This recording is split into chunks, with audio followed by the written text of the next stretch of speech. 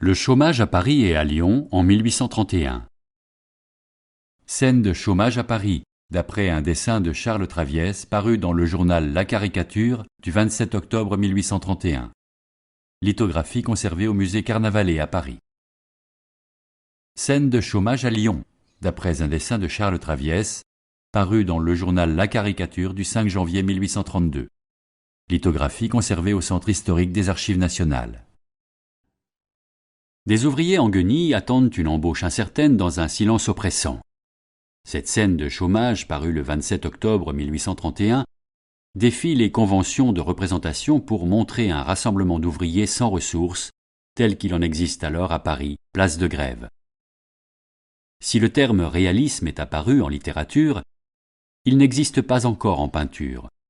Pourtant, dans cette lithographie exceptionnelle, Traviès de Villers prend la misère pour sujet. On y reconnaît les trois sortes d'ouvriers de l'époque, qu'il semble avoir croqués sur le vif séparément. Artisans ou compagnons aux larges pantalons, manufacturiers au centre, en pantalon à pont, coiffés d'un béret, et manouvriers en blouse, venus de la campagne pour travailler au bâtiment. À cette date n'existe pas encore le prolétariat indifférencié de l'industrie. Avec une vraie sensibilité, le jeune dessinateur fait de cette scène un sobre tableau de détresse humaine. De vieilles femmes courbées sur des béquilles passent comme des fantômes son visage. Une mère et ses enfants vont sans souliers. Deux personnages tournés vers la rue en arrière regardent la vie se dérouler, indifférente. L'épuisement, l'impuissance et le désespoir se lisent avec une intensité dramatique sur ces visages muets. Des affiches désignent les causes directes de ce dénuement. La lithographie paraît dans le journal La Caricature de Charles Philippon. Mais cette image, réaliste en soi, ne tourne pas le peuple en dérision. La critique se situe dans le texte qui l'accompagne. Les dures réalités du chômage et de la pauvreté à Paris démentent les images idéalisées de classes ouvrières laborieuses et d'héroïsme, propagées au lendemain de la Révolution de 1830. Ainsi, la liberté guidant le peuple de Delacroix glorifie les ouvriers sur les barricades, mais ce peuple affranchi ne connaît en fait de liberté que le chômage et la faim. La misère s'impose alors comme une évidence qui saute aux yeux des contemporains, notamment à Paris et à Lyon, première ville en France à rassembler une importante population ouvrière. L'Europe traverse une dépression économique et les entreprises se disputent un marché en réduction.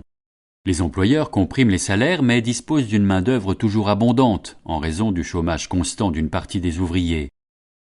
Les conditions de travail sont épuisantes en l'absence de toute limitation de durée. Les enfants sont astreints à travailler dès leur plus jeune âge et les vieillards n'ont pas de retraite. Le pouvoir, confronté avec cette image à la puissance démonstrative du réalisme, fait saisir la caricature. Philippon, contraint à un 12e procès, veut échapper à la condamnation. 2 mois plus tard, il publie une nouvelle lithographie de Traviès pour évoquer le sort des canuts de Lyon après la révolte de novembre 1831.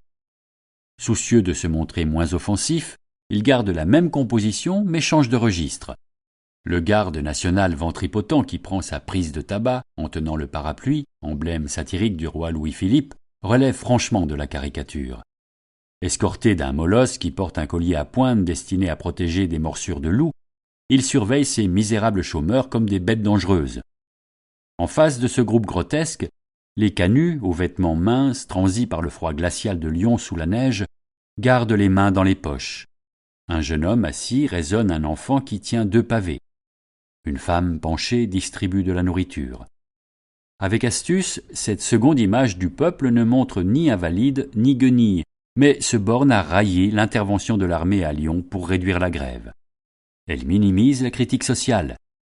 L'image ne sera pas saisie, et Philippon parviendra à se faire acquitter pour le premier dessin.